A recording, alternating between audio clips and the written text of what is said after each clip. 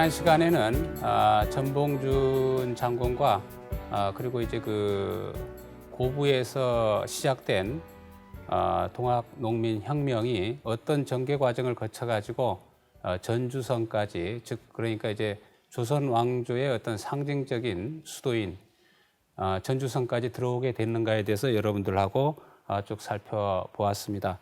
뭐 다시 한번 그 경로를 잠깐만 말씀을 드리자면은 고부에서 이제 그 조병갑의 어떤 그 탐관오리, 조병갑의 어떤 그런 처신에 대해서 일으켰던 하나의 그 봉기가 이제 3월 봉기, 3월에 다시 또 이제 무장해서 봉기가 일어나고 그게 이제 백산 결진을 통해 가지고 그 다음에 또 이제 그 황토현에서 이제 큰 대승을 이제 그 거뒀다고 했죠. 그런 다음에 다시 이제 그 전라도를 도는 과정에서 장성의 어떤 황룡촌에서의 또다시 이제 큰 어떤 그 승리를 이제 거두게 된단 말입니다. 자, 이러한 것은 뭐 여러분 알다시피 그 동학농민군의 어떤 사기에 큰 힘을 갖게 이제 그 만들었죠. 자, 이런 그 장성 황룡촌에서의 어떤 그 전투. 자, 이때 이제 그 계속해서 이제 동학농민군을 이제 그 추격을 하고 있었던 이제 그 관군이 있었죠.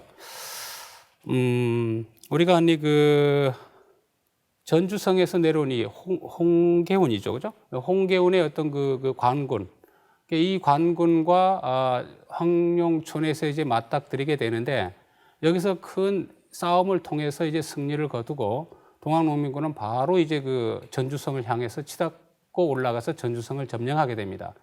그런데 이제 그 홍계훈의 관군은 이제 황룡촌 전투에서 어느 정도 이제 타격을 입었단 말입니다. 그래서 이걸 수습하고 올라오는 과정에서 사실 나중에 보면 한 하루 정도의 차이를 이제 그 갖게 되죠. 그래서 이제 우리가 전주성에 들어가 가지고 그 동학농민군은 점령을 이제 그 했고 바로 하루 뒤에 그 뒤를 쫓아온 이제 그 홍계훈의 군대는 전주성이 내려다 보이는 완산 칠봉에다가 이제 진을 칩니다. 여기에서 이제 또다시 동학농민군과 이제 이 관군과의 어떤 치열한 전투가 이루어지게 되죠. 이런 그 전투의 모습을 당시에 그 여러 기록을 통해서 우리가 한번 쭉 살펴보면 농민군은 손에 창과 화승총 등을 이제 쥐고 그 중에는 무기도 갖지 않고 소나무 가지를 꺾어 흔드는 자도 있었다. 하나의 그 농민군들은 사실은 어떤 그 우수한 화력을 갖고 있는 것은 아니었다는 겁니다. 그들의 등에는 탄환을 막기 위해서 모두 황색 종이에 붉은 글자로 주문을 써붙여 놓았다. 우리가 앞에서 이제 제가 이제 농민군들의 어떤 승리를 했던 요인들 중에 하나는 사실 좀 비과학적인 방법도 있었다라는 말을 드렸습니다. 그게 하나의 그 부적이다. 그러나 실제적으로는 그것은 농민군들에게는 상당히 심리적인 안정감을 제공하는 그런 요인이기도 했습니다. 그런 게 다시 이제 나타났습니다. 또 10여 명이 한 무리가 되어서 앞면에 흰 배를 높이 펴가지고 세워서 수십 백의 대우를 만들었다. 입으로는 탄환을 막는 주문, 시천주 조화정 이런 주문을 소리 높이 외우고 함성을 지르며 비오듯한 탄환 속으로 돌진하였다. 이 농민군의 어떤 그 관군과의 이 싸움의 모습을 이제 그려주고 있습니다. 그런데 뭐 여러분 뭐 다 아시다시피 현실은 아주 냉정합니다, 그죠? 신식무기로 이제 어느 정도 이제 갖춰져 있는 이런 그 관군의 화력 앞에서는 역시 이제 이러한 그 농민군의 전력은 무너지기 시작할 수밖에 없었습니다. 농민군은 어느 정도 여기서 엄청난 상처를 이제 입게 되죠. 그리고 이때 보면은 전봉준 장군도 왼쪽 허벅지에다가 이제 그 총상을 입게 됩니다. 그런데 여기에 이때에 더 큰 문제가 이제 발생을 하는 거죠. 더 큰 문제가 발생합니다. 그거는 뭐냐면은 당시에 그 조선 정부는 사실은 19세기의 어떤 조선 정부라는 것은 좀 서구 열강의 틈바구니 속에서 무력감을 보이고 있었습니다. 그러다 보니까 이제 저쪽 그 호남 지역에서 일어났던 동학 농민 그 혁명군이 자꾸 전주성까지 들어왔다 하니까 정부의 입장에서는 너무나 이제 그 다급해진 겁니다. 여기에서 이제 그 정부는 이 청나라 군사, 당시 이제 그 우리 그 조선의 에서 이제 그 각축을 벌이고 있었던 게 청나라, 일본과 러시아와 청나라가 사실은 상당히 그 중요한 세력이었죠. 그 다음에 미국, 그 다음에 영국, 그죠? 뭐 이렇게 지금 돼 있단 말입니다.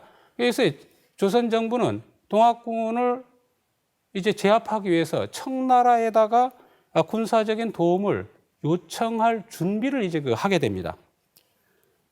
그런데 이제 이 우려는 현실로 이제 났습니다. 그래서 이제 청에다가 공식적으로 출병을 요청을 하려고 합니다. 그런데 이게 우리 역사에는 더 큰 문제가 생겼죠. 뭐냐면은 항상 이제 우리 이제 그 조선에 개입해서 어떤 식으로든 좌지우지하려 했던 일본의 그 세력이 있었단 말입니다. 일본은 이러한 그 조선 정부가 청나라의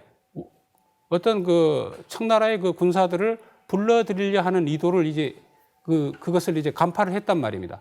그리고 공식적으로 출병을 요청하기 하루 전에 이미 일본은 정보를 얻고 곧바로 이제 본국에다가 타전을 해서 바로 이제 일본군들이 이제 그 조선으로 들어오게 되죠. 이것은 물론 이제 원래 텐진 조약에 의해서 그랬다 하죠. 과거의 어떤 조약. 즉 그러니까 이제 청나라가 이 한반도에 군대를 보내면 일본도 어떤 거류민들을 보호한다는 명목으로 오게끔 되어 있었단 말입니다.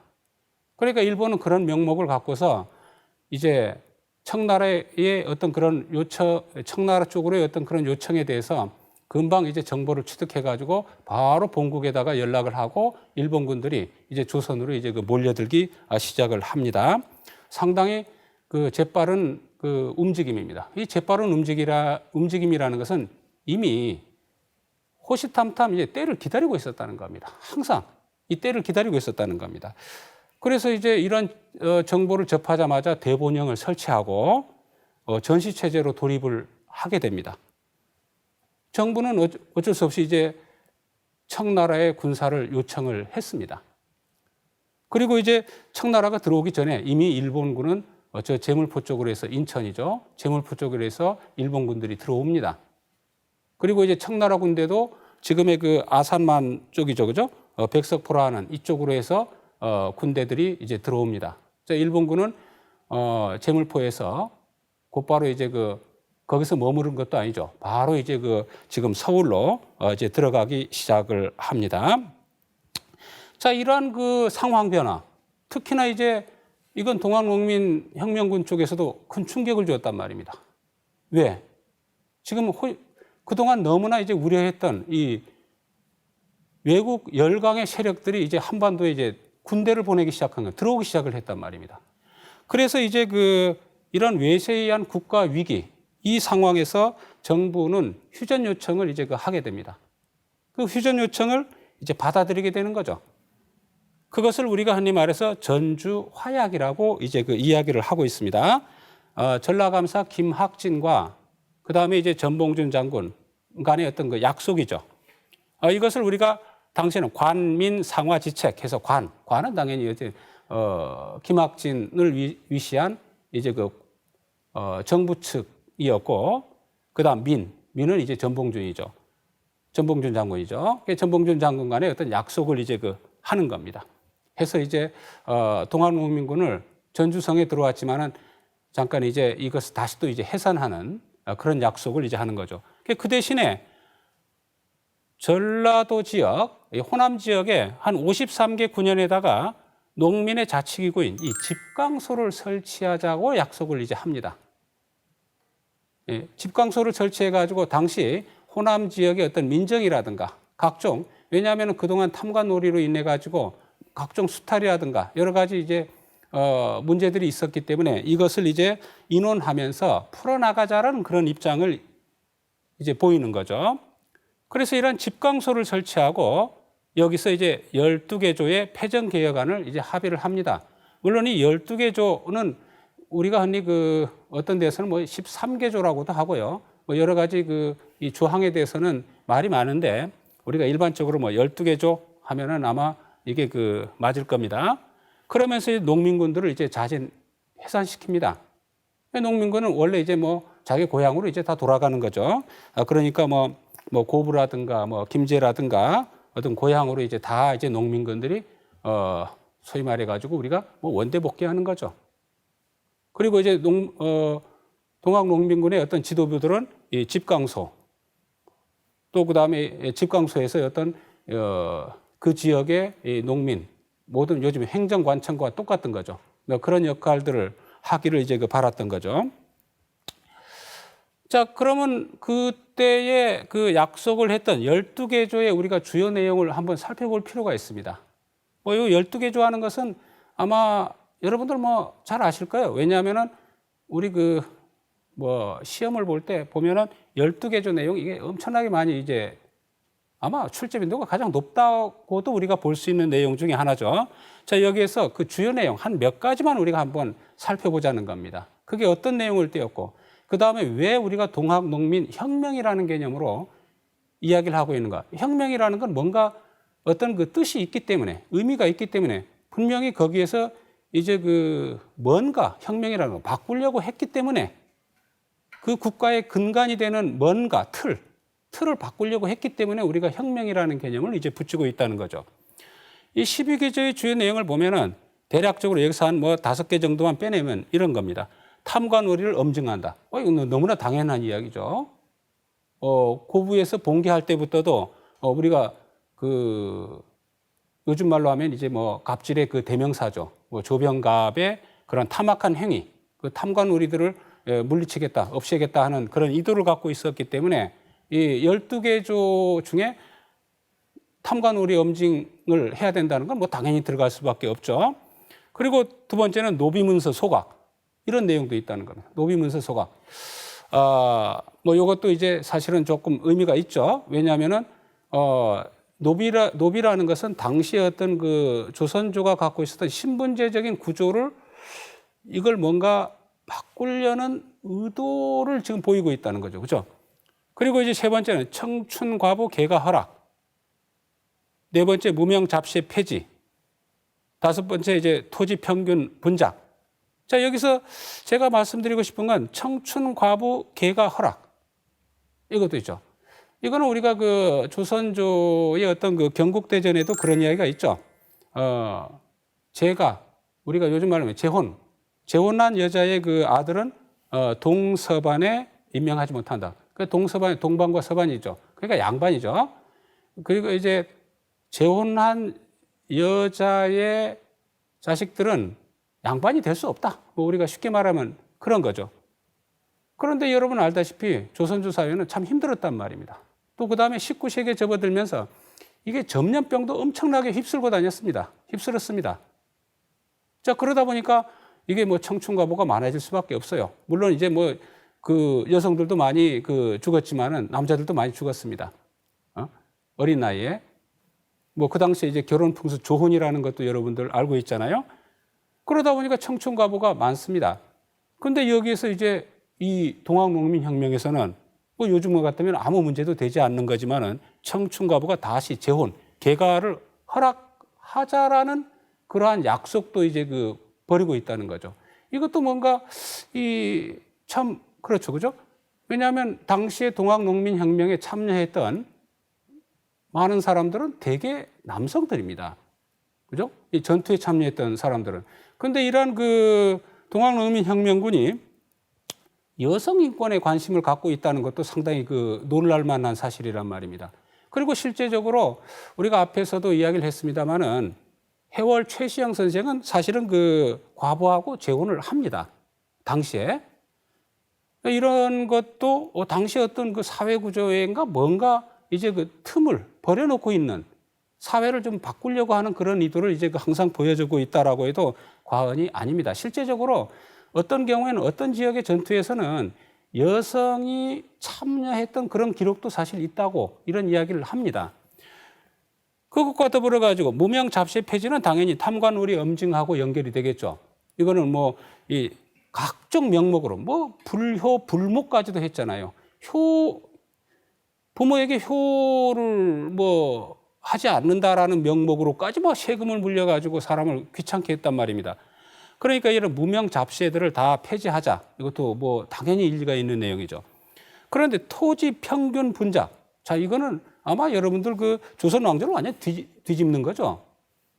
이건 뭐냐면은 우리가 양반이라든가 이제 그 뭐 소장농이라 할까요?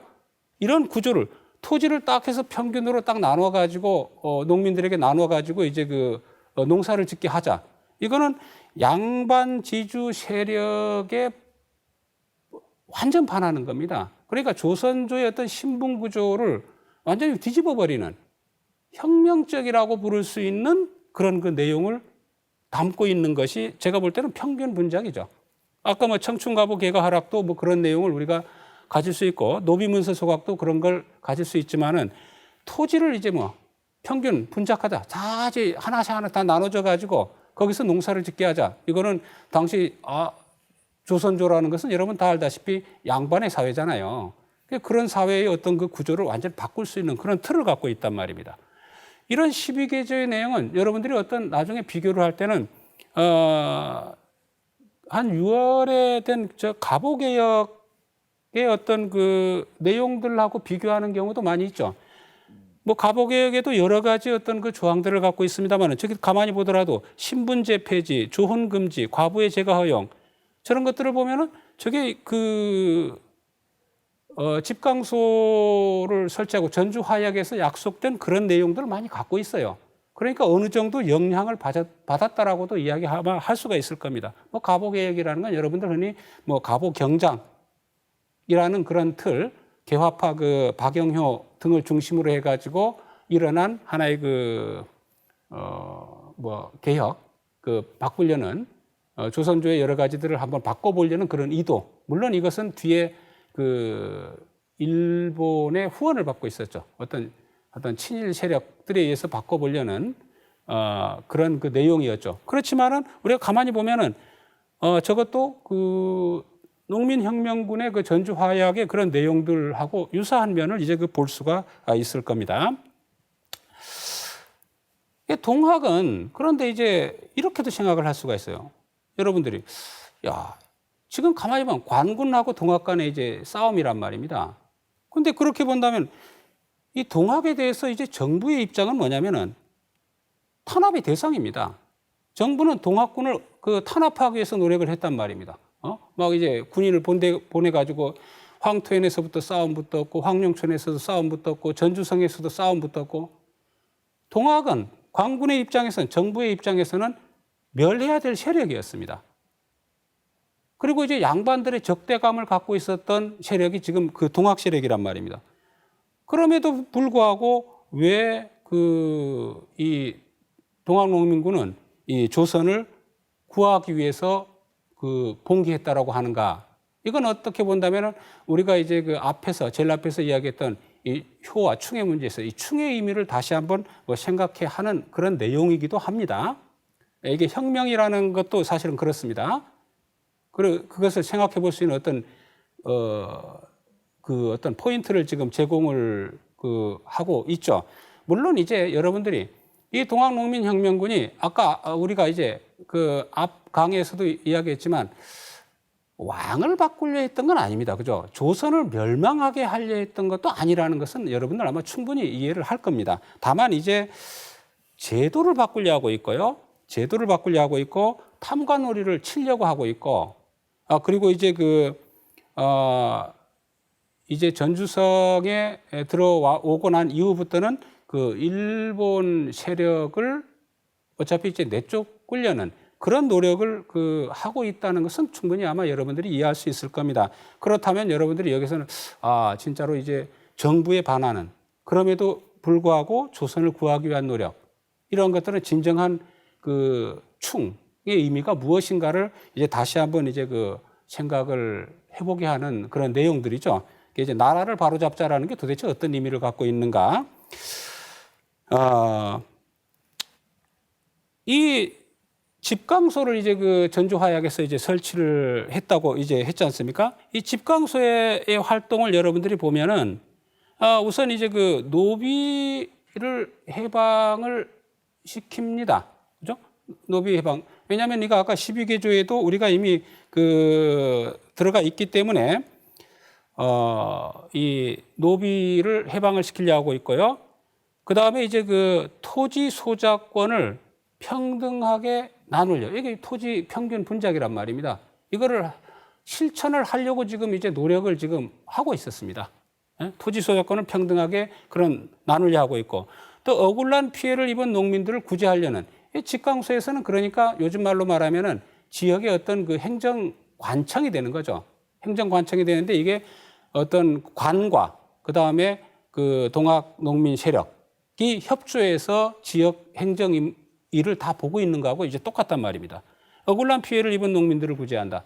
사실 여러 가지 사례가 이제 많이 기록이 되어져 있죠. 그러니까 예를 든다면은 뭐 이런 일도 이제 있었죠. 뭐 어떤 이제 평민이 그 묘지를 쓰려고 좋은 땅을 이제 딱 구입을 해놨는데 이제 뭐 그 당시 양반의 어떤 그 전횡이라는 건 대단하잖아요. 양반이 이제 그 토지를 이게 묘지를 쓸 토지를 빼앗아 간다. 그런 것도 있죠. 그러면 이제 이런 그 집강소에서 그거를 다시 되돌려놓은 평민들에게 원래 주인에게 다시 이제 그 돌려주는 뭐 그런 일들도 이제 그 하고 있었다는 겁니다. 여러 가지를 이제 그 바로잡는 그런 역할들을 하고 있었던 것이 그 집강소입니다. 그래서 당시에 그 황현의 오화기문에서는 그런 이야기 나옵니다. 보면은 귀천과 노소의 구애됨이 없이, 그죠? 귀하고 천하고 노비건 양반이건 남녀노소 이런 거에 구애됨이 없이 똑같이 인사를 주고받았다. 노비와 주인이 함께 동학에 입도한 경우, 노비와 주인이, 양반 주인이 같이 동학에 들어간 경우는 마치 벗과 같았다는 겁니다. 같이 친구와 같았다. 그러니까 서로 어떤 신분적인 어떤 차별을 하지 않는 모습이 이제 그 보여지고 있었다. 이렇게 하죠. 이런 것들은 아마 여러분들이 분명히 조선주 사회는 분명히 양반 사회고 신분적인 위계에 따라 가지고 모든 천차만별의 차이를 이제 갖고 있는데 그런 차이들을 완전히 없애버리는 겁니다. 평등 사회를 이루려 하고 있고요. 처음에 제가 이야기했던 동학이 갖고 있었던 뭐 유무상자, 가진 자와 없는 자가 서로 이제 그 나눈다 하는 그런 뜻들을 이제 실현시키고 있는 그런 모습이라고 이제 볼 수가 있겠죠. 실제적으로 이 집강소의 활동은 뭐 어떤 경우에는 양반에 대한 원한이 뭐 너무 이제 그동안 눌렸던 것도 있기 때문에 사무친 것도 사실 있습니다. 그런 행동도 많이 하죠. 특히나 이제 동학의 접주 중에서 상당히 과격한 성격을 가진 것으로 알려졌던 뭐 김계남 장군, 김계남 포에서는 뭐 그런 기록들도 있죠. 뭐 길거리 가다가 양반이 갓을 쓰고 지나가면 사람들이 달려들어 가지고 이제 갓을 다 찢어버리는 그런 상당히 그야말로 이제 흔히 말하는 우리가 신분제적 구조를 뭐 그런 의미를 띌 수도 있는데 신분제적 틀을 좀 그동안 눌려 있었기 때문에 이것을 벗어나려는 이것을 이제 표현하는 이걸 없애보려는 그런 뭐 활동 그런 행위들도 뭐 있었다라고 이제 우리가 이야기할 수 있습니다. 그러나 어쨌든 그거는 우리가 요즘 말로 본다면은 분명히 어떤 풀뿌리 민주주의 씨앗이라고 우리가 이야기할 수가 있습니다. 이 대동사회를 이제 꿈꾸는 그런 활동이라고 이야기할 수가 있고 그렇기 때문에 당연히 이러한 내용들은 상당히 혁명적이라는 겁니다. 당시 사회에서는. 그래서 우리는 사실 동학농민혁명을 혁명이라고 부르기에 주저하지 않습니다. 자, 어쨌거나 이제 일본군이 이 한반도에 들어왔다라고 이야기했습니다. 자, 이제 보시면은 청군이 아산만에 도착을 했고요. 일본군이 인천에 들어옵니다. 그리고 일본 육전대들이 서울로 이제 들어옵니다. 이뿐만이 아니죠. 왜냐하면 아까 말씀드렸듯이 일본은 기다렸습니다. 이런 기회를. 그리고 대본영을 설치해가지고 이제 한반도로 이제 일본군들을 보내기 시작했습니다. 일본군 후발부대도 인천에 계속 상륙하고 서울로 들어오고 특히 부산으로부터도 이제 올라옵니다. 이 부산으로 올라오는 것은 북상을 하기 시작했는데 그 북상의 코스를 보면은 부산, 밀양, 대구, 상주, 충주 이렇게 쭉 오는 코스를 보면은 여러분들이 아마 이거 혹시 뭐 관심 있으면 딱 보면은 옛날에 이제 임진왜라 시에 왜군이 쳐들어오는 코스하고 아마 크게 다르지 않을 겁니다. 그렇다면은 당시에 이제 그 조선의 민중들은 얼마나 이제 불안했겠습니까? 그리고 그 일본군이 부산으로부터 해서 이게 이제 서울까지 올라오는데 그냥 오질 않았습니다. 전신 선로를 요즘 말하면 전화선을 깔고 왔다는 겁니다. 그거는 뭐냐면 병참선로입니다. 이미 이거는 그냥 왔다가 잠깐 나가겠다는 거 아니죠. 뭔가 의도를 지금 갖고 있다는 걸 우리가 한순간에도 이제 파악할 수 있습니다. 각종 이제 보고와 기록들을 보시면은 5월부터 동네에서 내륙으로 일본군 5, 6만 명이나 이제 상경했다. 그들은 이제 돌을 뽑아내고 숲을 벌채하면서 40리마다 병참부를 계속 설치하면서 나아가고 있다는 겁니다. 또 이제 일본군 1000여 명과 기마 70여 필이 말탄 이제 일본군들이 계속해서 이제 지나가고 있다는 겁니다. 배를 타거나 육로를 이용해서 서울로 계속 직항하고 있다는 이런 보고들이 이제 계속 들어옵니다. 그만큼 이제 사실 이제 그 조선의 민중들은 일본군들이 다시 이제 들어오는 모습을 보면서 옛날에 아마 임진왜란을 떠올렸을 겁니다, 분명히. 그만큼 이제 불안했다는 거죠. 불안했습니다. 기어이 이제 그 일본군은 음력입니다만은 6월에 접어들면서 그 경복궁을 기습 공격합니다. 경복궁을 그 쳐들어가서 고종과 명성황후, 민비를 인질로 이제 잡게 됩니다. 그리고 곧바로 뭐가 일어납니까? 우리가 흔히 말하는 청일전쟁이 발생합니다. 그것도 이제 한반도에서 이제 청일전쟁이 이제 일어나죠. 일어납니다. 이 청일전쟁도 매우 중요합니다, 사실은. 이건 뭐냐면은 이 동북아, 아니면 아시아의 어떤 그 질서를 완전 뒤바꾸는 그런 사건입니다. 사실, 저는 우리 그 역사를 배울 때 청일전쟁이 일어났고, 뭐 이렇게 해서 끝이 났다. 뭐 이렇게 합니다만은 실질적으로 나중에 가만히 생각해 본다면은 일본이 이 한반도에 들어와서 벌였던 전쟁, 청일전쟁과 뒤에 1904년, 1905년에 러일전쟁이 있죠. 이거는 이 동북아의 질서를 완전히 바꾸는 거죠. 여러분 뭐 다 알다시피 뭐냐면은 이 청일전쟁에서 일본군이 승리를 합니다. 그것은 뭐냐면은 지금까지 우리가 중국 중심의 이 세계관에서 이 질서에서 일본 중심의 이 질서, 재편으로 완전히 이제 바뀌는 그런 모습을 이제 보이게 되죠. 자, 어쨌든 이제 이 청일전쟁에서는 풍도전투, 아산전투, 평양의 전투, 여순전투 이런 것들 계속 이제 전쟁이 벌어지면서 결과적으로는 일본군이 승리를 합니다. 일본군이 승리에 따라 가지고 이제 동북아의 어떤 그 질서도 바뀝니다. 자, 바뀝니다.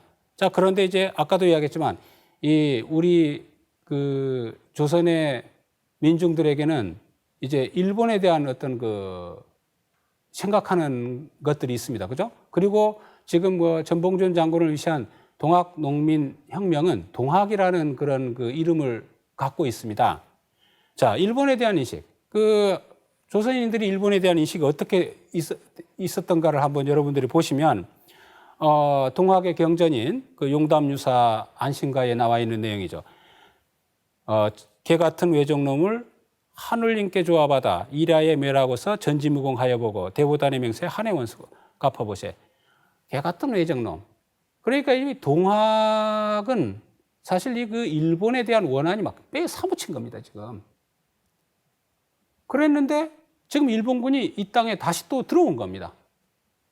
여기에 이제 동학이라는 입장에서는 상당히 이제 그 마음을 단단히 이제 뭔가 먹고 뭔가를 해야 되겠죠.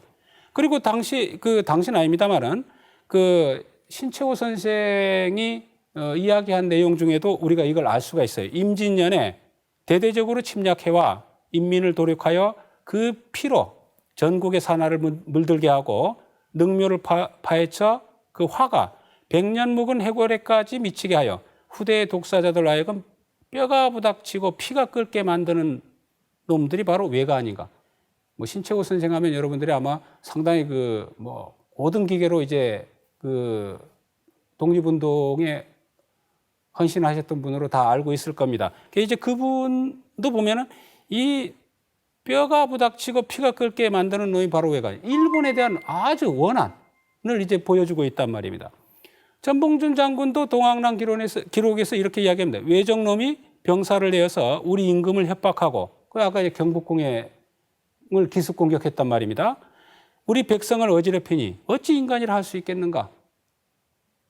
이런 이제 비분관계하는 모습을 보여줬고요. 심지어 전라감사 이제 김학진도 주군을 욕보이는 변을 참고 보면서도 차마 신하에 이르러 죽지 못함이 신의 죄이옵니다. 이렇게 이야기를 하고 있습니다.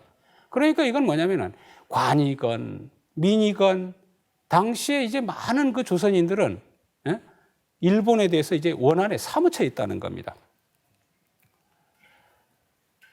결국은 그러한 모든 것들이 전주 화약에 의해서 당시 이제 고향으로 다 돌아갔던 그 동학농민군을 다시 한번 이제 불러 모으게 됩니다. 그것을 우리가 이제 그 제3차 봉기라고 이제 이야기할 수 있습니다. 이 뭐 3차, 2차 하는 거는 이제 그 무장을 1차로 보면 여기가 2차가 되고요. 무장을 2차로 보게 되면 이게 3차가 되는 거죠. 어쨌든 이제 그 삼내에서 모이게 됩니다. 집회를 하게 됩니다. 이때 이제 이 삼내에 모인 동학농민군은 한 2만여 명의 어떤 그 규모를 갖고 있습니다. 그리고 이제 전봉준 공초에서는 자, 삼내에서 이제 모여서 어디로 갑니까? 바로 공주로 나아갑니다. 이제 전주성을 넘어서 공주로 이제 공주 쪽으로 이제 나아가게 된다면 왜냐하면 서울로 가는 길들이니까 전주에 들어가 모집한 군사 공주로 향할 때는 각도의 백성이 더 많았다 이렇게 이제 그 이야기를 하고 있습니다. 이거는 뭐냐면 이제 나중에 보면은 그 공주로 향할 때 이제 그 큰 싸움이 결국 우금치 전투가 되는데 우금제에서 이제 그 싸움을 벌이게 되는데 그때 동학농민군의 어떤 숫자는 한 뭐 3, 4만 명으로 지금 추정을 하고 있습니다. 그러니까 한 2만여 명의 군사가 이제 모이고 해서 농민군들은 한 3, 4만 명이 이제 공주로 이제 그 나아가기 시작을 하는 겁니다. 그리고 여기서 동학은 모든 진짜 이제는 우리가 흔히 이때 남북접이라는 말을 있습니다만은 손병희 이 3대 교주죠 동학의 고전에 이제 2대 교주 최시영 선생도 이 동학의 모든 교도들이 바로 이번에 이 봉기에는 전부 다 참여할 것을 이제 이야기하게 되죠. 뭐라고 하냐면은 호랑이가 집에 쳐들어왔는데 앉아서 죽을 수가 있느냐? 참나무 몽둥이라도 들고 나가 싸우자. 그러니까 이것은 뭐냐면은 아까 이제 민관 할 거 없이 모든 이제 조선의 민중들이 함께 모여서 이번에는 싸워야 된다는 그 뜻을 지금 표현하고 있고 그래서 이제 농민군들이 이제 모여들기 시작했다는 것을 보여주죠. 그리고 구호도 바뀌었습니다. 예, 구호도 바뀌었습니다. 뭐예요? 척양척외. 물론 이제 보국안민, 광제창생, 제폭구민 이러한 구호들은 그대로 있었겠지만 여기다가 추가됐다고 해도 좋고요. 척양척외. 서양 세력과 외를 물리치자는 그런 구호가 이제 등장을 하기 시작했다는 것을 이제 보여주고 있죠. 이제는 이제 동학농민혁명의 목적이 너무나 이제 뚜렷하게 이제 전개되기 시작하고 있다는 것을 이야기를 하고 있습니다. 전봉준 공초에서는 이때 이 삼내 집회 다시 왜 농민군들이 다시 이제 이 봉기를 하게 되었느냐 이런 물음에 대해서 이렇게 이야기를 하고 있습니다. 일본이 개화라고 일컬어 애초부터 이런 반사도 없이 민간에 전포하고 한편으로 격서도 없이 군대를 거느려 도성으로 들어와 한밤중에 왕궁을 격파하여 주상을 경동케 하였다고 하기에 그러니까 이제 일본군이 기다렸다는 듯이 일이 조금 벌어지니까 바로 엄청난 이제 이쪽 저쪽으로 인천으로 부산으로 일본군들을 들여보내 가지고 결국은 서울로 가고 그 다음에 이제 경복궁까지 그 쳐들어가고 그래서 이제 당시에 주상, 고종을 보호라는 명목하에 이제 감시를 하고 이러한 것들이 너무 놀랬다는 거죠. 초야의 사민들이 충군 애국의 마음으로 강개하지 않을 수 없어 어려운 병사를 규합하여 일본인과 접전하게 되었다. 이렇게 지금 이야기를 하고 있습니다. 이러한 그 동학 농민혁명군이 이제는 많은 수가 이제 다시 또 봉기를 일으키게 되자 일본군도 동학 농민군 토벌 쪽으로 방향을 돌리게 됩니다. 특히나 청일전쟁의 와중에서 평양 전투에서 승리한 일본군은 이제 동학 농민군을 토벌하기 위해서 한 2천여 명 이상을 부대를 동원을 합니다. 그 중에 이제 우리가 이 농민군 진압에 동원된 부대 중에 상당히 우리가 이제 그 관심을 기울여야 될 부대가 바로 후비보병 제19대대입니다. 이게 실질적인 동학군 진압의 중추 세력이 되고 인원으로는 한 700여 명이 됩니다. 이게 후비보병이라는 게 뭐냐면은 일본에서 이제 그 현역 3년, 예비역 4년 해서 총 7년 동안 이제 군 생활을 마친 군사들입니다. 소위 말해가지고 7년 동안의 어떤 그 군 생활을 마쳤다는 게 보면 이제 좀 베테랑 군사들이죠. 이 베테랑 군사들을 이제 농민군 토벌에 이제 전진 배치시킨 겁니다. 그리고 이때는 저쪽에 그 대대장도 보면은 전투 경력 30년 이상 상당히 그 베테랑이고요. 그리고 우리가 흔히 근대 독일식의 어떤 그 전법을 습득했던 일본에서도 최정예 부대라고 이제 그 이야기를 보통 우리가 하고 있습니다. 이러한 부대를 그 농민군 토벌에 제일 앞에 두게 된단 말입니다. 그리고 이제 그 일본군들로 하여금 농민군 토벌에 보내면서 용산을 서울을 출발하기 전에 훈령을 내립니다. 자, 그 내용들을 이제 여러분들이 가만히 보면 이게 이제 결국은 나중에 이렇게 이루어지죠. 동학군의 근거지를 찾아서 소멸시켜라. 그 끝까지 추적을 하죠. 그 다음에 동학군을 격파하고 그 화군을 잘라내서 제기를 막아라. 결과를 보면 역시 진짜 참담한 어떤 그 행위까지 이제 서슴지 않습니다. 조선 경군은 일본군의 지휘를 받으라. 그러니까 광군은 결국은 이제 그 일본군의 지휘를 받게 됩니다. 결국은 지금 이 땅은 이제 이 조선의 어떤 그 광군들은 일본군의 지휘를 받게 된다는 겁니다. 그리고 이제 그 노선이 어떻게 됩니까? 서로, 중로, 동로 이 세 방향으로 나누어 가지고 일본군들이 이제 내려가기 시작을 하는 거죠. 그죠? 서로, 수원을 출발한 서로와 그다음에 중로, 동로 이렇게 해서 세 군데로 이제 그 몰아붙이기 시작합니다. 이게 아마 여러분들 우리 흔히 상당히 치밀한 작전이 소위 말하는 뭡니까? 이게 토끼몰이식이라고 우리가 이야기를 하죠. 그래서 결국은 우리 한반도 입장에서 보면 저쪽 서남 해안으로 이제 그 몰아붙이기 시작하는 겁니다. 계속 몰아가지고 아주 몰살시키는 그런 그 전략을 지금 훈령을 지금 내리고 있죠. 그 다음에 동학군을 동북 쪽에서 서북 쪽으로 내몰아서 러시아 국경을 넘지 못하게 할 것. 그러니까 러시아 국경을 넘지 못하게 할 것.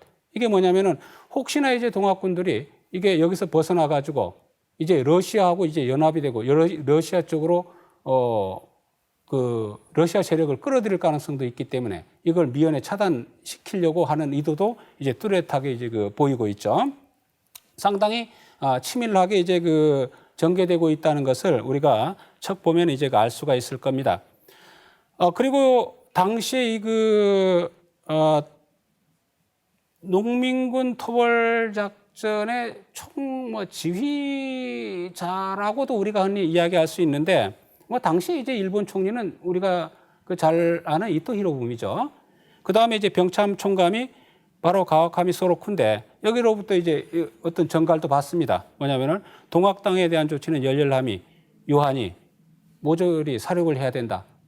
이거는 일본군이 동학군을 어떻게 대했고 어떤 의도를 갖고 있고 이러한 모습을 그대로 적나라하게 보여주고 있는 내용이라고 해도 과언이 아닙니다. 지금 결과적으로 이제 그러한 일본군, 관군을 포함한 일본군과 이제 그 동학농민혁명군, 이제 2만 명이 모였다가 한 3, 4만 명이 된 그 동학농민혁명군이 이제 공주로 진격하면서 이제 부딪히고, 물론 이제 그 와중에 여러 어떤 그 싸움들이 있었지만은 본격적으로 이제 부딪히는 게 바로 우금치란 말입니다. 우금치에서 이제 싸움을 이제 그 벌이게 됩니다. 뭐 하루에 뭐 50여 차례 치열한 전투가 이제 그 벌어졌다고 하죠.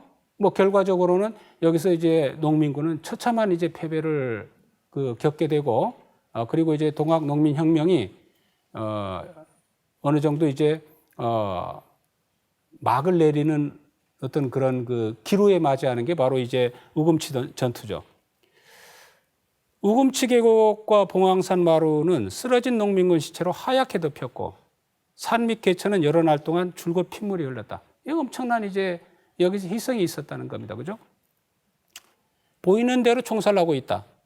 우리 일본군 한 사람이 200~300명의 적을 상대한다. 뭐 이렇게 지금 이야기를 하고 있습니다. 상당히 그 여기서 물론 이제 인원은 많았지만은 그 일본군의 그 우수한 화력, 그 다음에 정예군, 이런 그 세력 앞에 감당하기가 힘들었던 겁니다. 감당할 수가 이제 없어도. 그래서 이제 처참한 이제 그 패배를 당하게 됩니다. 특히 그 패배의 요인 중에 뭐 우리가 하니 가장 큰 요인으로 우리가 드는 게 바로 화력의 차이입니다. 그죠? 예. 일본군이 갖고 있던 이 화력의 차이. 아까 이제 그 후비보병이 그 지니고 있었던 그 화력의 차이가 나타납니다. 흔히 우리가 그렇게 이야기를 하죠. 물론 이제 우금치 전투에서도 일본군이 후퇴한 적도 있습니다. 관군과 일본 한 2차례 정도 후퇴했고, 나머지는 거의 뭐 농민군이 밀리는 뭐 그런 이제 모습을 보였고, 또 아까 앞에서도 봤지만은 농민군은 상당히 많은 수가 이제 죽습니다. 예, 이 전투에서. 그렇지만 후비보병에서 당시에 어떤 그 전사자를 보면 1명 정도가 나옵니다. 그거는 뭐냐면은 상당히 이게 화력의 차이가 너무 강했다는 겁니다. 그걸 이야기할 때 우리가 이런 이야기를 합니다.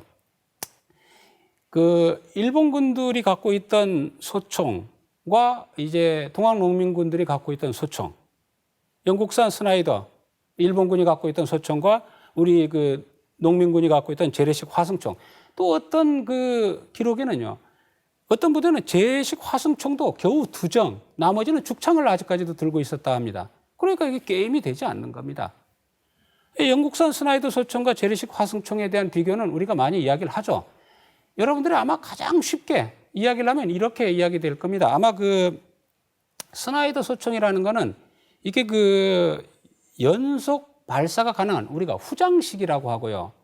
그 다음에 우리가 화승총은 여러분 아마 옛날 어떤 기록에서 많이 보았을 겁니다. 전장식입니다. 후장식이라는 건 뭐냐면 우리가 엎드려서 소총을 쏘면 그대로 그 자리에서 재장전이 가능하다는 거죠. 재장전이 가능하기 때문에 계속 뭐 1초에 뭐 4발을 쏩니 뭐 이렇게 해서 막 하죠. 재장전이 가능하기 때문에 엎드린 채로 이제 그 총을 쏘고 있단 말입니다. 그러니까 1분에 뭐 보통 15발을 이제 뭐 사격을 한다. 뭐 이렇게 이야기를 합니다. 그런데 그 동학농민혁명군이 갖고 있었던 화승총은 앞으로 그 장전을 한단 말입니다. 앞으로 장전하려니까 어떻게 합니까? 장전하려면 한번 총 쏘고 장전하려면 일어서서 앞으로 해야 된단 말입니다. 이제 그 전쟁 중에 일어서서 장전을 해야 된다는 건 위험에 노출된다는 것을 말하고 있지 않습니까? 그러니까 이게 화력의 차이라는 것은 매우 크다는 겁니다. 유효사거리도 차이가 있다고 했습니다. 이게 그 스나이더 소총 같으면은 유효사거리가 한 800m인데 화승총은 한 120m. 그러니까 이게 이 유효사거리도 이제 그 차이가 크게 지금 나고 있다는 겁니다. 발사하는 이 속도도 차이가 나지. 또 재래식 화승총은 이거 일어서서 이걸 해야 되지. 일어서면은 뭐 총알이 지금 날아오는데 일어서면 이거 어떻게 됩니까? 그러다 보니까 이러한 그 화력의 차이라는 것은 무시할 수가 없었다는 겁니다.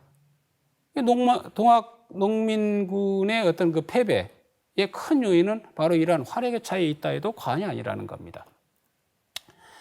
동경 그 아사히 신문에 게재된 내용입니다. 자, 우리 동학당의 군은 훈련이 안 되어 있고 무기는 완구적인 것이다. 참 이게 그죠? 무기라는 게 아주 완구적인 이 장난감 같은 이런 무기를 갖고 있다. 아직도 이제 어떤 데는 뭐 소총 한 두 자루에다가 이제 죽창을 갖고 돌격을 이제 하려고 하는데 그 후비부병 같은 경우는 지금 현재 뭐 거의 기관총 같은 수준 아닙니까? 연속 발사가 이제 가능한 그러한 총을 갖고 싸우는데 이 접근도 안 되는데 유효 사거리조차도 이제 차이가 나는데 이 어떤 그 장난감 같은 이 무기를 갖고 싸움을 벌이고 있다는 겁니다. 그러다 보니까 사람과 무기 모두 정예한 일본병에 비길 수 있다고는 본디 믿지 않았다는 겁니다. 그렇지만은 뭡니까? 이제 임금이 굴욕을 당하면 신하는 죽는 법, 죽음을 당하고서 끝낼 결심을 하고 일어섰다. 전봉준 장군이 이제 그 이야기죠. 결국 그 이야기는 뭐냐면은 이제 임금이 굴욕을 당하는데 이 나라가 위태로운 지경에 이르렀는데 이 그 충의 본래 의미를 진정한 의미를 지금 이야기를 하고 있는 거죠. 임금이 그런 굴욕을 당했는데 어떻게 신하들이 어떻게 이 조선의 민중들이 가만히 있을 수 있느냐. 분명히 화력의 차이가 그렇게 차이가 있다는 것은 분명히 인지를 한다는 거죠. 예? 인지를 했다는 거죠. 죽음으로써 이제 맞섰다는 것을 우리가 알 수가 있을 겁니다. 자, 이후에 이러한 그 우금치 전투에서 처참한 패배 이후에 그 동학농민혁명군은 이제 후퇴를 하기 시작합니다. 그죠? 이제 뭐 토끼몰이식으로 이제 계속 밑으로 후퇴를 합니다. 그 내용을 여러분들이 이제 쭉 보시면 참 어떻게 본다면 상당히 그 처참한 그런 그 상황이 됩니다. 2차 접전 후 1만여 명의 군병을 점거해 보니까 싸우고 난 다음에 두 번째 싸우고 난 다음에 보니까 3,000명밖에 없더라 했어요. 또 두 차례 싸우고 난 다음에 몇 명 살았나 확인해 보니까 500여 명밖에 없더라. 전쟁을 하면 할수록 뭐 계속 지금 전봉준 공처에서도 계속 이게 지금 그 인원이 많은 전사자를 내고 있다는 것을 알 수가 있습니다. 자, 이제 후퇴하면서도 계속 이제 전투가 벌어집니다. 장유영 지휘관의 이야기입니다. 논산 쪽이죠. 가니까 이제 뭐 눈에 걸리고 발에 차인다. 뭐가? 시신이. 동학군의 시신이. 나주에 도착했습니다. 나주까지 이제 밀어붙였습니다. 주검들이 쌓여가지고 산을 이루고 있다라고 이제 이야기를 합니다. 또 이제 해남에서도 어떤 기록도 있습니다. 이제 그 일본군의 어떤 잔악한 행위들, 뭐 일본 어떤 그 군인의 호령에 따라 가지고 당시에 이제 그 일렬로 세워 가지고 그 동학농민군들을 죽이는 모습들이 전부 기록에 지금 전하고 있습니다. 그 후비보병 그런 그 기록에도 이러한 것들이 지금 나타나고 있습니다. 이제 토끼몰이식으로 동학농민혁명군들이 처참하게 이제 그 죽임을 당하는 그런 내용들이 기록으로 지금 전해지고 있습니다. 상당히 이제 뭐 우리가 그 안타까운 것은 사실은 이 토벌에 앞장선 민보군과 보부상들도 그렇죠, 그죠? 동학군이 패하기 시작하자 조선 팔도에서는 곳곳마다 이제 그동안 이제 농민군을 편들기도 했고 아니면 숨어 있고 이런 사람들도 이제 서서히 이제 기지개를 켜면서 동학군을 오히려 이제 잡아 죽이는 그런 모습들이 이제 그 나타났던 겁니다. 동학군이 성하던 시기에는 모두가 동학군이라 칭하던 것들이 동학군이 패하자 모두가 수성군으로 바뀌고 말았다. 이게 이제 뭐 사실은 이제 그 뭐라고 할까요? 그 조선이 하나가 되지 못한 그런 모습들을 이제 적나라하게 이제 보여주고 있는 것이라고 이야기할 수 있습니다. 이런 뭐 민보군이라는 것은 우리가 아니 그 민병대라고 보시면 되겠죠, 그죠? 민병대 해서 양반이라든가 당시에 유생이라든가 향리라든가 이런 사람들이 그 모여서 조직된 뭐 민병대들이다. 이게 자기 마을을 지킨답시고 이제 후퇴하는 그 동학농민군을 이제 잡아 죽이는 그런 모습들이 이제 그 이 기록에 전하고 있단 말입니다. 뭐 보부상들은 뭐 항상 관군 편에 섰고 그 다음에 이제 황토현 싸움에서도 보부상들은 이제 관군 쪽에 서고 있었죠.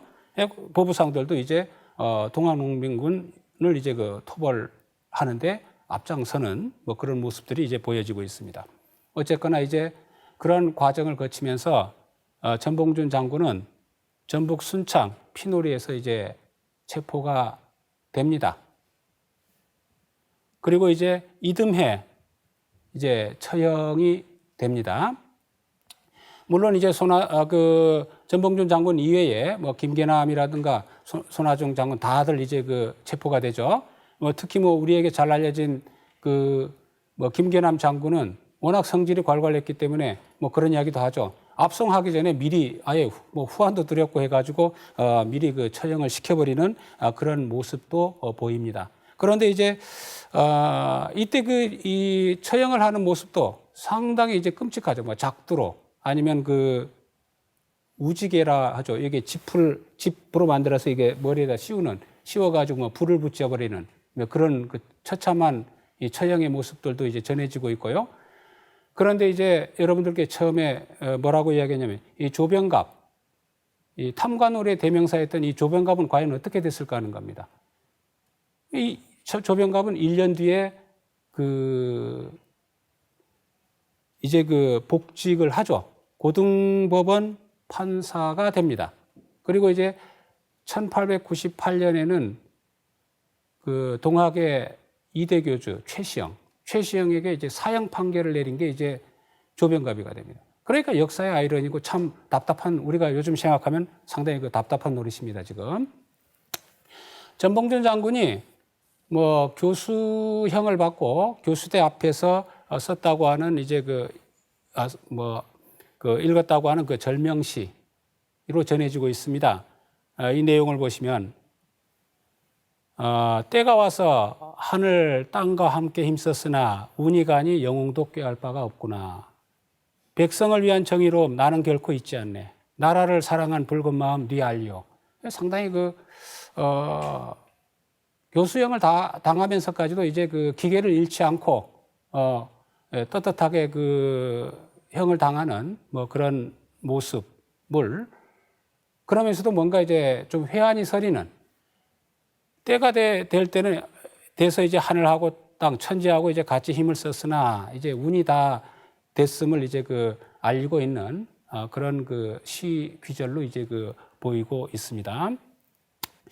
이렇게 해서 이제 전봉준 장군의 이제 처형과 더불어 가지고 동학농민혁명은 이제 끝을 맺습니다. 실제적으로